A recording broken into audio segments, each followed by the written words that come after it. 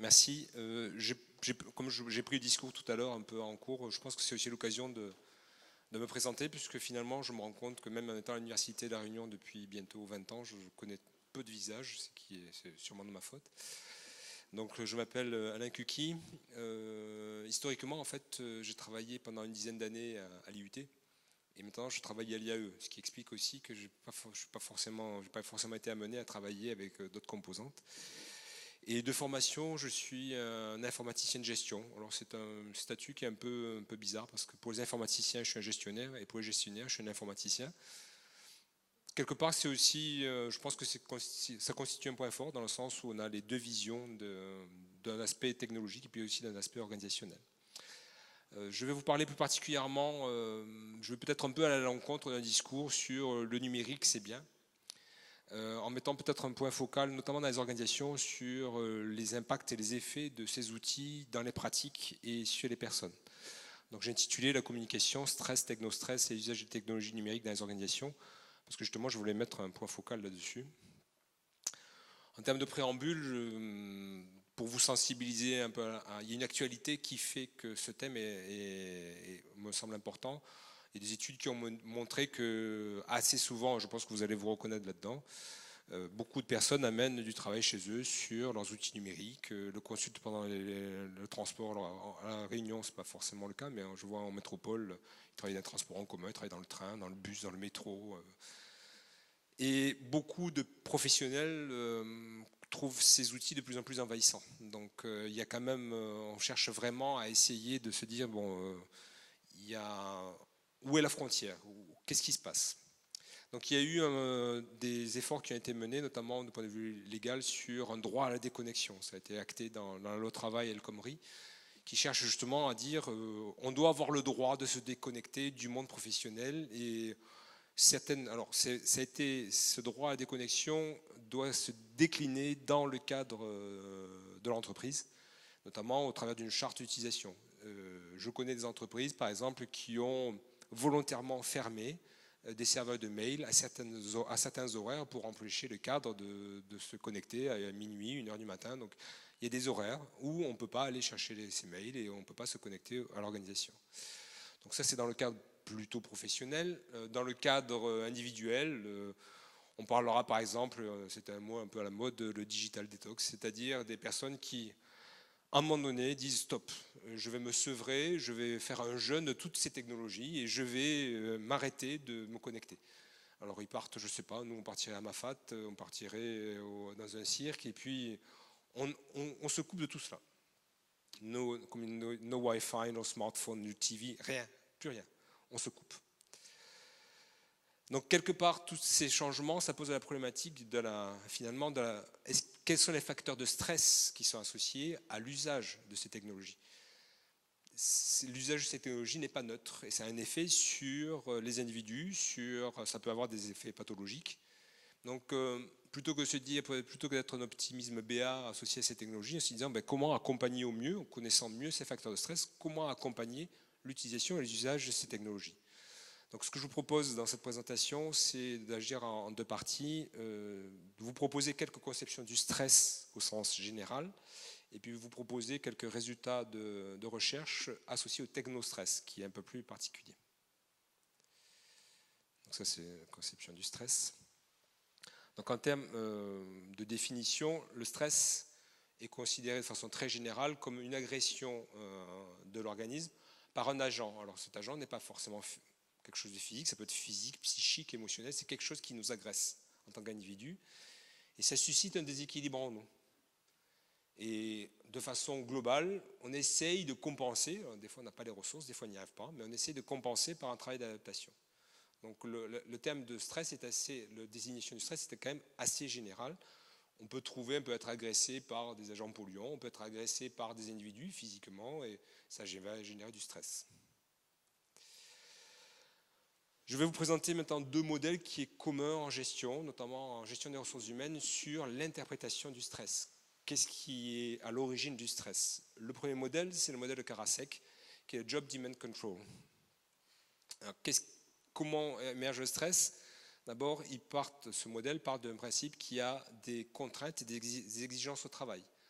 Alors, ces contraintes, ça va être par exemple la charge, ça va être l'intensité, la quantité de travail. Donc tous ces éléments-là constituent des contraintes qui vont peser dans l'environnement professionnel.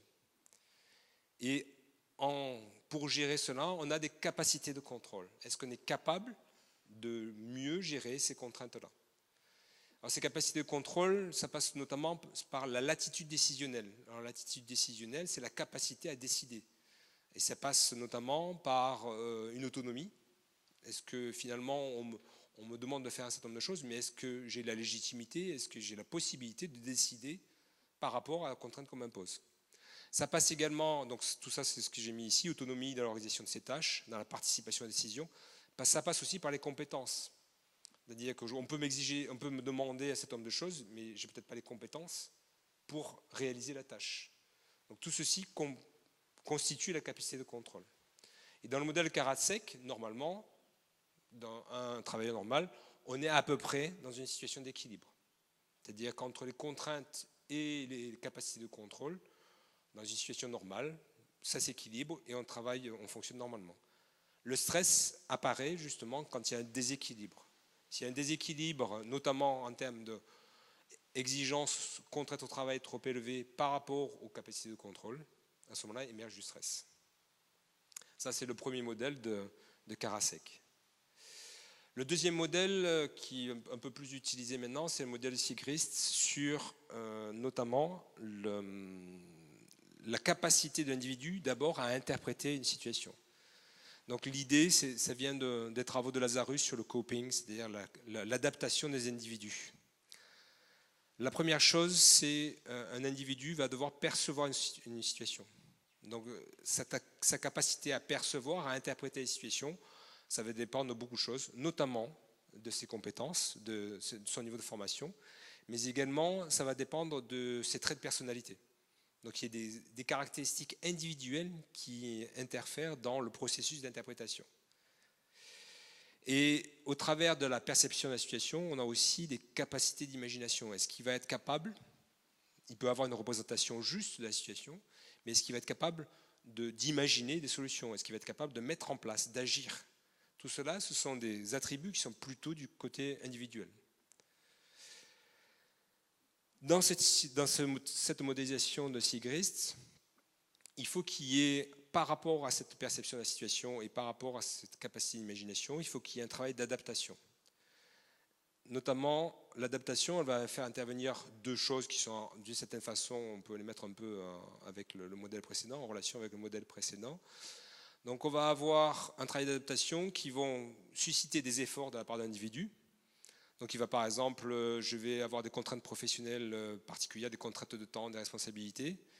Et donc je vais devoir mettre en place, au travers de ces contraintes-là, un certain nombre d'efforts. Je vais travailler plus longtemps, ou je vais me former, ou je vais faire un certain nombre de choses. De l'autre côté, on va avoir les récompenses. C'est-à-dire que les effets des actions qu'on met en place, est-ce que je vais être rétribué? Est-ce que je vais, de certaine façon, avoir les récompenses au niveau des efforts consentis? Alors derrière les récompenses, on peut avoir des récompenses en numéraire, mais on peut avoir aussi des récompenses symboliques. Vous savez, la place de parking, j'ai vu à l'université assez régulièrement, réservée aux directeurs, réservée aux sous-directeurs, réservée aux responsables. Tout cela, ce sont également des récompenses symboliques qui, d'une certaine façon, vont atténuer ou en tout cas vont équilibrer les efforts consentis. Dans ce modèle-là, de la même façon que précédemment, on a un équilibre entre les efforts entrepris par l'individu et les récompenses qu'il récupère. S'il y a un déséquilibre, de la même façon, on aboutit au stress. Donc ça, ce sont les modèles qui sont assez courants en gestion des ressources humaines. Et nous avons fait un travail avec une collègue en gestion des ressources humaines à ce propos, notamment sur, finalement, quand il y a apparition de stress, qu'est-ce qui va essayer d'une certaine façon limiter ou inhiber le stress perçu par les individus. Donc nous avions fait un travail sur le burn-out, qui est une forme, en caricaturant, une forme poussée de stress, avec un certain nombre de dimensions, un assèchement émotionnel, c'est-à-dire qu'on ne ressent plus d'émotions, on est indifférent aux autres, on est un étranger. Le doute dans le métier, c'est par exemple, je doute de la pertinence de l'utilité de mon travail. C'est une des caractéristiques du burn-out. Le doute dans l'organisation, c'est assez différent. C'est un peu comme est-ce que je doute de mon métier d'enseignant-chercheur et est-ce que je doute de l'université? Ce sont deux choses différentes. C'est-à-dire que dans un cas, c'est l'institution, dans l'autre cas, c'est mon métier. Et puis, l'efficacité professionnelle, est-ce que je suis performant au niveau professionnel? Et on a essayé dans ce travail-là d'identifier de façon théorique des éléments qui vont influer cette différentes dimensions de burn-out. Un des éléments qu'on retrouvera par la suite, c'est le conflit travail-famille, c'est-à-dire que la frontière entre le domaine professionnel et le domaine personnel est un facteur qui intervient dans le burn-out et dans le stress. De façon caricaturale, je suis en réunion à 21h du soir, je ne suis pas allé chercher mon fils qui est chez la nounou. Qu'est-ce que je fais là? Donc ça, c'est typiquement un conflit travail-famille. Ça peut se manifester de différentes façons. On peut avoir aussi le soutien de l'organisation. Est-ce que l'organisation nous aide au quotidien par son écoute, par les mesures prises parce qu'on organise le travail différemment? On a aussi le soutien social. Le soutien social est plus associé aux collègues. Il y a des gens qui viennent nous aider en disant ce que tu fais c'est bien, il faut continuer. Donc là, c'est un peu différent. Et bon, je ne vais pas rentrer dans le détail, mais on a globalement des effets assez importants, notamment le conflit travail-famille va renforcer quasiment toutes les dimensions du burn-out, c'est un des facteurs les plus importants, alors que le soutien de l'organisation et le soutien social va diminuer le burn-out, c'est-à-dire que ça va avoir un effet inhibiteur sur le stress perçu et le burn-out perçu. Donc ça, je pourrais vous laisser le transparent ou vous donner des références si vous voulez avoir le papier qui est associé à ça.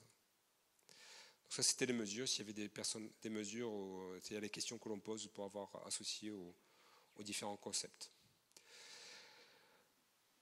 Toujours dans la conception du stress, de façon plus récente, on commence à identifier le stress comme étant quelque chose de non homogène, d'hétérogène.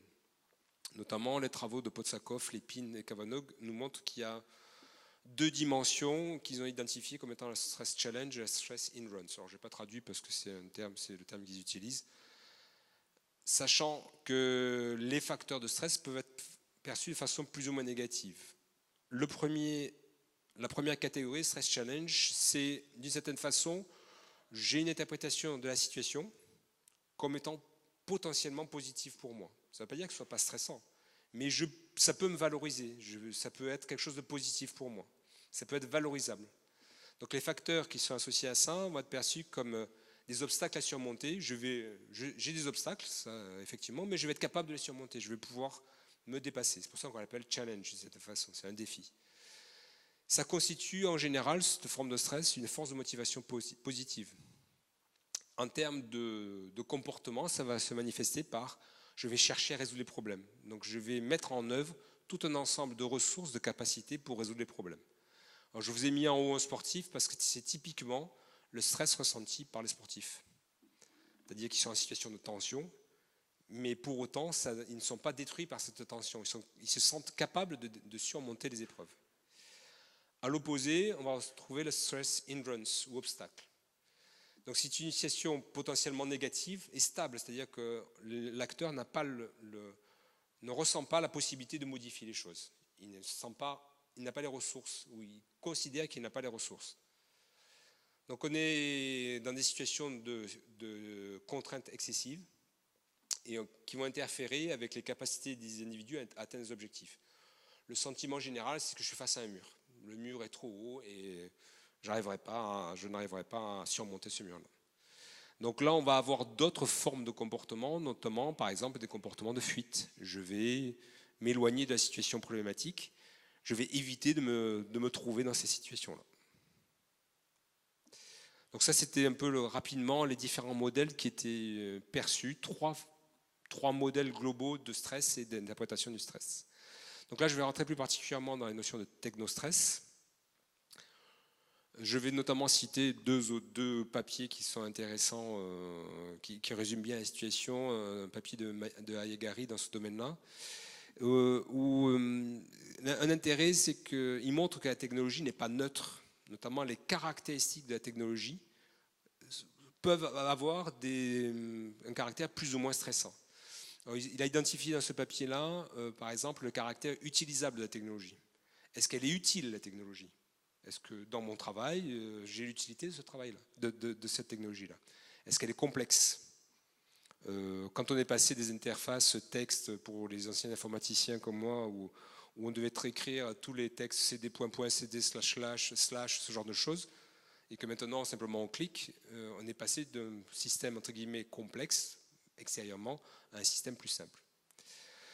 Est-ce qu'elle est fiable? C'est-à-dire est-ce qu'elle propose des résultats qui se répètent assez régulièrement? Tout ça, ce sont des caractéristiques de la technologie. Autre caractéristique, c'est est-ce que la technologie est intrusive?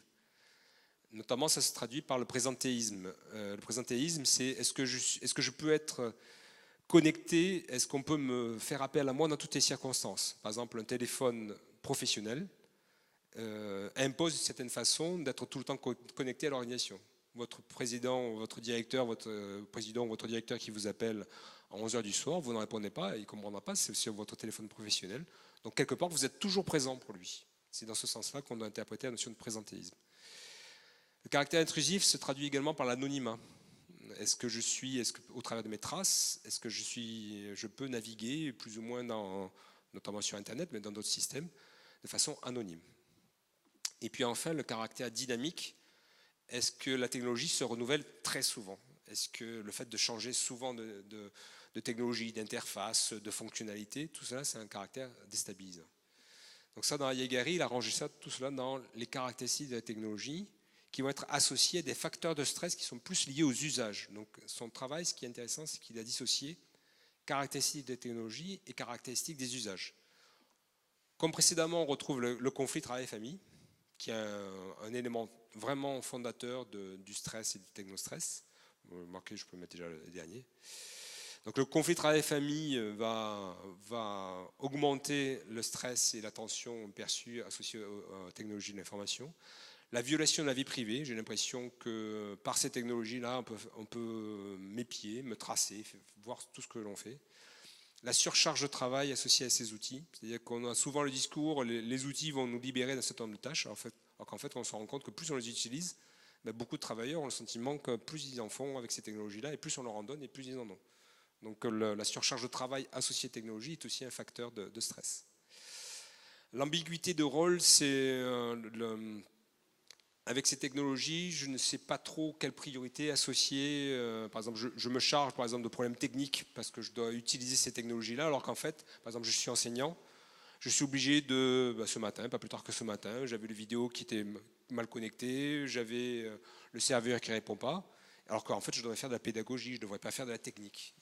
Souvent, ces outils-là introduisent cette ambiguïté de rôle.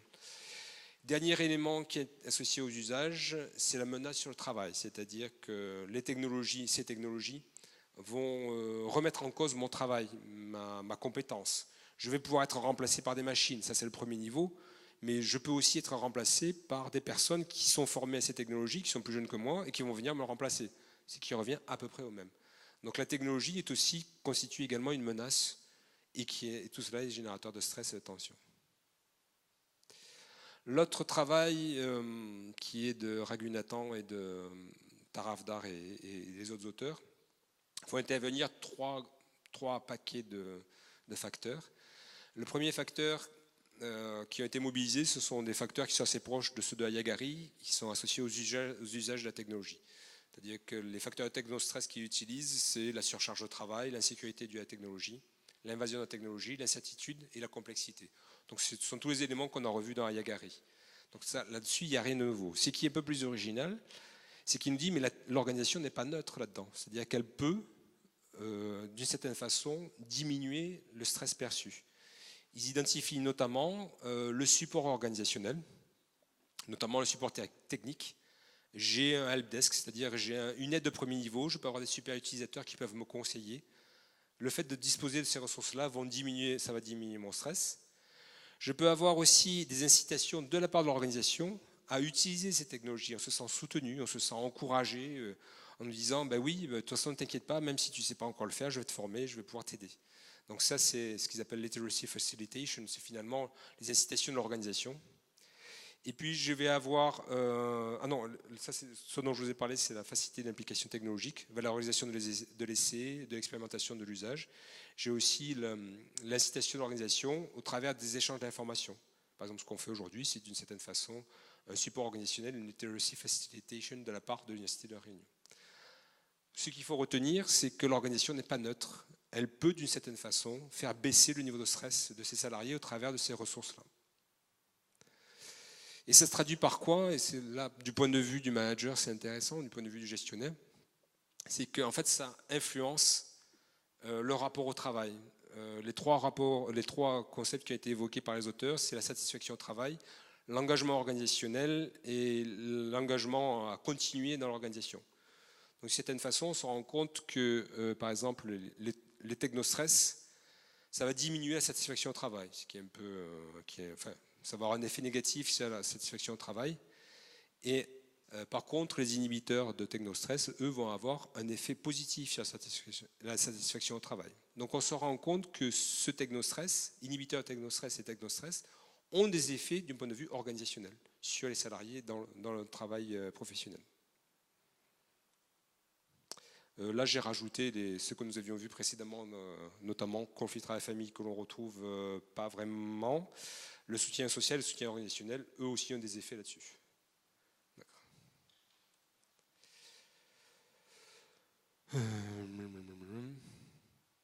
Ça, c'est un travail que nous avions fait, que j'avais fait, que j'avais présenté à une conférence. On retrouve un petit peu, j'avais voulu mettre l'accent dans ce schéma associé au stress. Ici, vous reconnaîtrez épuisement professionnel ou burn-out. Ici, vous retrouverez les facteurs de risque psychosociaux, conflit travail-famille et charge de travail.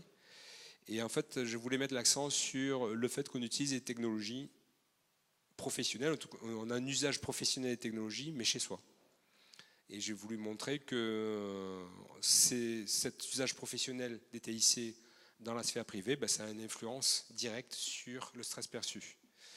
Et notamment au travers de cette étude, on s'est rendu compte que plus on utilisait les technos dans l'entreprise, plus on avait tendance à continuer à l'extérieur de l'entreprise. C'est-à-dire que si on avait une facilitation de l'accès à toutes les ressources d'entreprise, que ce soit par Internet, par Facebook ou par des VPN, enfin, quel que soit le canal, plus on a une diversité, plus on utilise ces outils numériques dans le cadre professionnel, et plus on va continuer à les utiliser à l'extérieur. Donc ça, c'était un travail un peu extérieur, enfin un peu en aparté. Dernier transparent, oui. Sur les modèles en tant que tels, ça c'est un travail que j'ai présenté l'année dernière à la conférence de l'AIM, en se posant la question, est-ce que finalement tous les facteurs de stress qui ont été étudiés dans la littérature, est-ce qu'ils sont associés plutôt à des facteurs de type challenge, c'est-à-dire est-ce que l'acteur le vit comme une contrainte, un mur infranchissable, ou est-ce que ce sont des éléments qu'il va pouvoir valoriser, qui va être facteur de motivation? Ce qu'on peut voir, c'est que globalement, tous les facteurs de technostress sont plutôt, ceux qui sont encadrés, ça veut dire qu'ils ont des effets significatifs, sont plutôt associés à des facteurs de technostress de type challenge, c'est-à-dire que le salarié a le sentiment qu'il va pouvoir les dépasser, se demandera des efforts, se demandera la formation, se demandera quand même de consommation de ressources personnelles, mais il a le sentiment qu'il va pouvoir se dépasser et qu'il va pouvoir valoriser ça, à l'exception de deux choses. La menace, notamment la menace sur le métier, qui est un élément peut-être le plus contre lequel il se sent totalement démuni. C'est-à-dire que face à la technologie qui va venir menacer son métier, son expertise, finalement son identité professionnelle, ça, il se sent particulièrement démuni. On peut avoir des extensions, par exemple, de ce genre de choses dans le domaine de l'intelligence artificielle. Si on arrive à avoir des outils qui vont avoir une expertise sur le diagnostic, sur l'assistance dans des tas de situations, finalement, on se dit la machine va nous remplacer. Et plus la personne a ce sentiment-là, plus elle va être dans une situation de stress hindrance, c'est-à-dire de blocage. Donc en synthèse de ce qu'on a pu voir, il y a différentes conceptions de stress. Ça peut être des stress de type obstacle, infranchissable ou de type challenge. Ce qu'on peut voir, c'est qu'effectivement, il y a des facteurs de stress, globalement, et des facteurs de technostress, mais on a aussi quelques outils pour limiter ce stress-là et pour essayer d'amoindrir les effets de l'usage de ces technologies. On a des facteurs de stress qui sont spécifiques à l'utilisation des technologies, et on a des facteurs de stress qui sont associés à l'usage de ces technologies. C'est-à-dire que la technologie n'est pas neutre, mais ça dépend aussi de la façon dont nous, on va se les approprier et comment on va les insérer dans nos pratiques professionnelles. L'organisation n'est pas neutre. L'institution, alors que ce soit un hôpital, une entreprise, une université, elle peut développer des ressources, des pratiques, j'ai oublié de finir ma phrase, qui sont susceptibles d'aider l'acteur dans l'usage des technologies numériques. Et puis enfin, les facteurs de technostress sont plutôt de type stress challenge, c'est-à-dire que les acteurs se sentent en situation de pouvoir surmonter ces éléments-là et qui peuvent valoriser cet investissement-là dans le cadre professionnel. Voilà. Merci pour votre attention.